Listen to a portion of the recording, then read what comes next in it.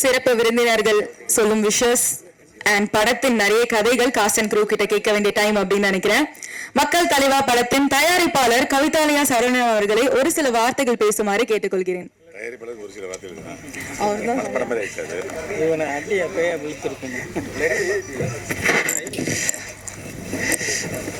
இங்கு வருகை தந்திருக்கும் திரைப்பட உலக ஜாம்பவான்கள், நடிகர் திலகங்கள், தயாரிப்பாளர்கள்,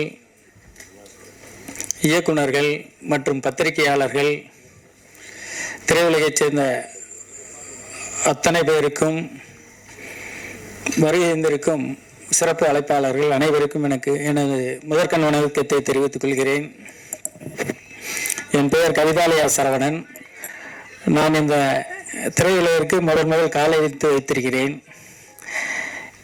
இந்த திரையுலகத்தில் கால் எடுத்து வைக்கும் மிகப்பெரிய பெருமை என்னவென்றால், அண்ணன் ராதாரவி அவர்களும், நாஞ்சில் சம்பத்தையா அவர்களும், பழங்கருப்பையா அவர்களும், கஞ்சா கருப்பு சார் அவர்களும், நமது கதாநாயகன் ரவிமரியா அவர்களும் என் வீட்டுக்கு வந்தார்கள். அதுவே எனக்கு இந்த படத்தின் வெற்றியாக நான் கருதுகிறேன். அண்ணன் பாக்யராஜ் அவர்கள், சார் செல்வமணி அவர்கள், இன்னும் மேடையில் இருக்க பெரிய பெரிய ஜாம்பவன்களை நான் திரையில் பார்த்துவிட்டு இன்று அவர்களுடன் நானும் இருக்கிறேன் என்றால் மிக பெருமையாக இருக்கிறது. கண்டிப்பாக நடிகர் ஒருவர் திரையுலகத்தைச் சேர்ந்தவர் முதல்வராக வந்திருக்கிறார். எங்களைப் போல சிறிய புரொடியூசர் தயாரிப்பாளர்களுக்கு நல்ல வாய்ப்பு கிடைக்கும் என்று நம்புகிறேன். இந்த படத்தை நீங்கள் நல்ல முறையில் இரவும் பகலாக அவர்களுடைய சம்பளமெல்லாம் எதிர்பார்க்காமல் ஒரு கிராமத்தால் இங்கு வர வேண்டும் என்று ராதா அண்ணன் அவர்களும் சரி, வந்த அனைவரும் சரி, கொடுத்த டயத்தை விட நன்றாக இந்த படத்தில் நேரம் ஒதுக்கி நடித்து இந்த படத்தை மிக வெற்றி காமெடி படமாக கொண்டு வந்து சேர்த்துள்ளோம். அனைவரும் தியேட்டர்களில் பார்த்து எங்களை போல் கிராமத்தில் படம் எடுத்து இங்கு வந்து சென்னையை தேடி வந்திருக்க எங்களுக்கு நல்ல ஆதரவை தர வேண்டும் என்று கேட்டு கொள்கிறேன். நன்றி, வணக்கம். Thank you sir. அடுத்தபடியாக இவர் இயக்குனர், நடிகர், எழுத்தாளர், ப்ரொடியூசர், இன்னைக்கு சிறப்பு விருந்தினர்களா வந்திருக்க தமிழ்நாடு திரைப்பட இயக்குனர் சங்க தலைவர் RK செல்வமணி அவர்களே ஒரு சில வார்த்தைகள் பேசுமாறு கேட்டுக்கொள்கிறேன். மக்கள் தலைவா திரைப்பட இசை வெளியீட்டுக்கு வருகை தந்துள்ள பத்திரிகையாளர்கள், ஊடகவியலாளர்கள் மற்றும் மேடையில் இருக்கின்ற அன்பு சகோதரர் திரு K. பாக்கியராஜ் அவர்களுக்கும், சகோதரர் RB உதயகுமார் அவர்களுக்கும், சகோதரர் ராதாரவி அவர்களுக்கும், சகோதரர் நாஞ்சில் சம்பத் அவர்களுக்கும், ஐயா திரு பழக்கருப்பை அவர்களுக்கும், அவருக்கு ஞாபகம் இருக்கா இல்லையான்னு தெரியல, 1986 தீர்த்தக்கரையிலேன்னு ஒரு படம் எடுத்தார். அவர் மணிவண்ணன் இயக்குனர், நான் அதில் உதவி இயக்குனர். 40 வருஷம் கழிச்சு இன்னைக்கு மேடையில் நீங்களும் ஒன்றா உட்காந்துருக்கோம். கடவுளுக்கும் காலத்துக்கும் நன்றி சொல்ல விரும்புகிறேன். மற்றும் மேடையில் இருக்க அனைவருக்கும் பேரரசு, நந்தா, பிரியசாமி, தீனா, இயக்குனர் எழில், பிருந்தா சாரதி, சகோதரர் ரங்கநாதன், என்னுடைய கதை வசனகர்த்தா, எழுத்தாளர் சங்க பொதுச் செயலர் லியாகத் அனைவருக்கும் மற்றும் வருகை தந்துள்ள நண்பர்கள் அனைவருக்கும் என்னுடைய வணக்கம், மாலை வணக்கம். மதிய வணக்கம் சொல்லி கூப்பிட்டு வந்தார் ரவிமரியா. ஆரம்பிக்கும் போதே மாலை ஆயிடுச்சு. பாக்கியராஜ் இரவு வணக்கம் சொல்லிட்டு தான் போனேன்.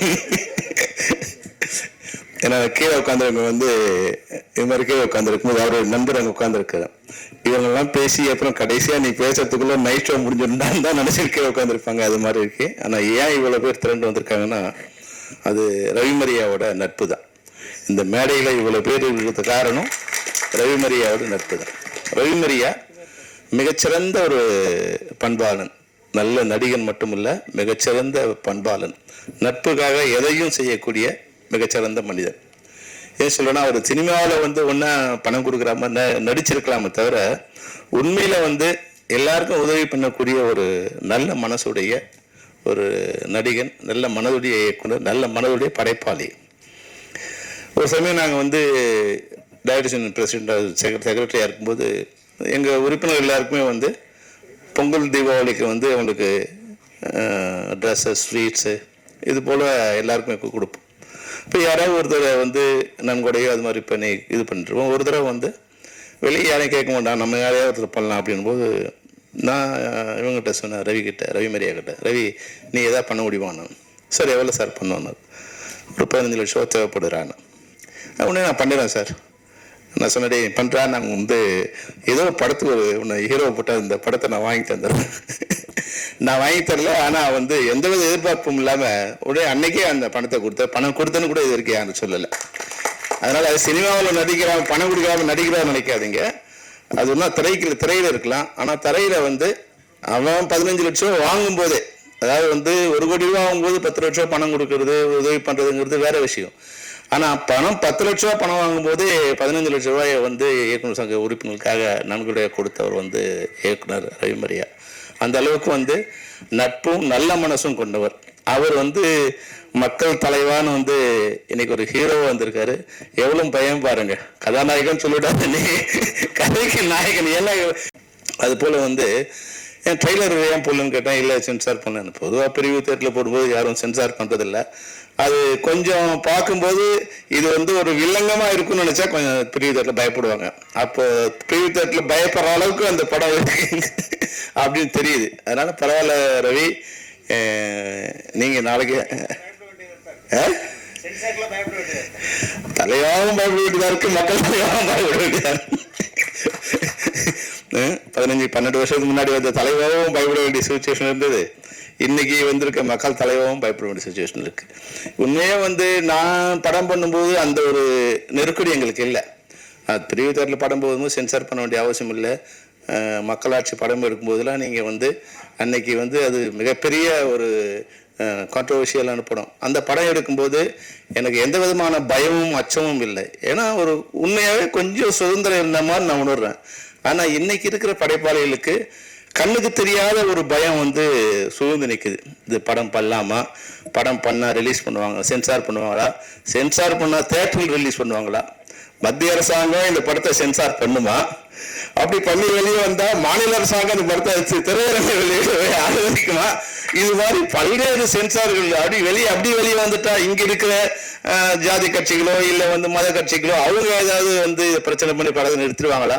இப்போ ஒரு படைப்பாளி தன்னுடைய உண்மையை சொல்றதுக்கு யார் யாருக்கெல்லாம் பயப்பட வேண்டிய சுச்சுவேஷன் இன்னைக்கு இருக்குன்னா, இன்னைக்கு உண்மையை தவிர எது ஒன்னாலும் திரையரங்களை பேசலாம், திரையில பேசலாம். உண்மையை பேசினா மட்டும்தான் அந்த திரைப்படம் வெளிவரது கஷ்டம். பொய்யை பேசலாம், கற்பனையை பேசலாம், ஆபாசத்தை பேசலாம், அருவறுப்பை பேசலாம், வன்முறையை பேசலாம், கலாச்சார சீர்கேடு பேசலாம். ஆனா உண்மையை பேசினா அந்த திரைப்படம் இந்தியாவில் வெளியாகிறது ரொம்ப கஷ்டம். அதை நான் உணர்ந்து அனுபவிச்சிருக்கேன். அதனாலதான் அந்த ட்ராக்ல இருந்து வெளியே வரதுக்கே ஒரு படம் எடுத்து 14 வருஷம் வனவாசம் போன மாதிரி என்னுடைய குற்றப்பத்திரிகை திரைப்படம் ஒரு 14 வருஷம் வனவாசம் போய் என் வாழ்க்கையே திசை மாற்றி அது மாதிரி படங்களை எடுக்க முடியாத ஒரு சூழ்நிலையிலே மாற்றி அமைச்சது. ஆனா இன்னைக்கு இது படம் பார்க்கும்போது ஒரு காமெடியா அது அதுக்கப்புறம் படைப்பாளிகள் கொஞ்சம் வந்து கொஞ்சம் தெரிஞ்சுக்கிட்டாங்க. அது எப்படி விஷயத்தை கொஞ்சம் கவர் பண்ணி அதை வெளியே சொல்றது அப்படிங்கிறத வந்து மக்கள் தலைவர் மாதிரி படங்கள் மூலம் அதை வெளியே கொண்டு வரதுக்கு இயக்குனர் பேசும்போதே அவரே பயங்கரமா ரசி வந்து அப்போ ஒருத்தரை பத்தி பேசும்போது அவர் வந்து ஒரு குழந்தை மாதிரி பேசுறாரு. இவங்க எப்படி இருக்காங்க, நாங்கள் சம்பத்து குழந்தை இல்லை, டைரக்டர் குழந்தை மாதிரி பேசி அவங்ககிட்ட எப்படி வேலை வாங்கியிருக்காரு நல்லா தெரியுது. பேச அதான் ஆடி கறக்க வேண்டிய மாட்டை ஆடி கறந்து பாடி கறக்குறாங்க சொல்லுவாங்க இல்லையா, அது மாதிரி இயக்குனரை பார்க்கும்போது மிக அருமையா புரியுது இவர் வந்து எவ்வளவு சிறப்பா வந்து எல்லார்ட்டையும் வேலை வாங்கியிருப்பாருன்னு. ஒரு படம் பண்ணும்போது ஒரு முக்கியமான ஒரு சீனு நான் சொன்ன ராதாரவி சார் வச்சு பண்ணலாம் சார் ஆகுத்துட்டு, ஐயோ ரொம்ப பணம் கேட்பாரியா, நீங்கள் தெரியாது அவனுக்கு அப்படின்னா. இல்லை சார் நான் வந்து பணம் பார்த்துக்கிறேன் சார் அப்படின்னேன். நான் முன்னே வந்து ராதாரவி சார் கிட்ட போனேன். சார் என்ன பண்ணார், என்கிட்ட வந்து ஒரு 3 நாள் ஒரு கேரக்டர் ஒன்று இருக்குது சார், நீங்கள் பண்ணணும், ஆனால் வந்து பெரிய சம்பளம். அப்படியா சொல்லுவோனே, ஏன்னா உங்ககிட்ட வந்து நான் சம்பளம் குறைச்சி வாங்கினேன்னா நீ வெளியே சொல்ல மாட்டேன்னு சொன்னாலும் மேனேஜர் உடனே 100 பேர் ஃபோன் பண்ணி சொல்லுவாயா, ராதாரவி இவ்வளோதான் வாங்கினேன், ராதாரவி இவ்வளோதான் வாங்கினேன், அதனால ஒன்று பண்ண, நீ எனக்கு பணமே வேண்டாம், நான் உனக்கு ஃப்ரீயாக பண்ணுறேன் அப்படின்னு சொல்லி அந்த படத்தை ஃப்ரீயாக பண்ணி கொடுத்தாரு. நான் வேண்டாம் அப்படின்னு. அதாவது நண்பர்கள்லாம் வெளியேந்து பார்க்கும்போது ராதாரவி சார் வந்து ஒரு கரடுமுரடான மனிதர் மாதிரி தெரிவார். எப்படி நாஞ்சில் தம்பத்தை பத்தி நம்ம டைரக்டர் சொன்னாரோ அது மாதிரி ரவி சார் கூட வந்து வெளியேந்து பார்க்கும்போது ரொம்ப கரடான ஒரு ஆள் மாதிரி தெரியும். ஆனா நீங்க பழகிட்டீங்கன்னா அந்த நட்புக்காக நீங்க என்னவா இருந்தாலும் உங்க கூட பக்கத்துல நிற்பார். சில நேரங்கள் நம்ம வந்து ஒரு இக்கட்டான சூழ்நிலை இருந்தால் கூட மற்றவங்க பயந்து விலகிற நேரம் சூழ்நிலை வரும்போது கூட ராதாரவி சார் நம்ம கூட நண்பர்னா அந்த இடத்துல தைரியமாக நிற்கலாம். எவன் போனாலும் ராதாரவி சார் நம்ம பக்கத்தில் நிற்பார் அப்படிங்கிற ஒரு தைரியத்தை அவர் கொடுத்துருவார். அதுக்கேற்ற மாதிரி அங்கே வந்து நின்றுடுவார். படைப்பாளிகள்னு ஒரு இது வரும்போது ஒரு பிரச்சனை, மிகப்பெரிய பிரச்சனை நாங்கள் சந்திக்கும் போது, இப்போ எந்த ஃபிஃப்த்துக்கு நான் பிரசிடெண்டாக இருக்கணும், அதை எதிர்த்து ஒரு காலகட்டத்தில் நாங்கள் வந்து மிகப்பெரிய ஒரு வார் நடத்திக்கிட்டு இருக்கும்போது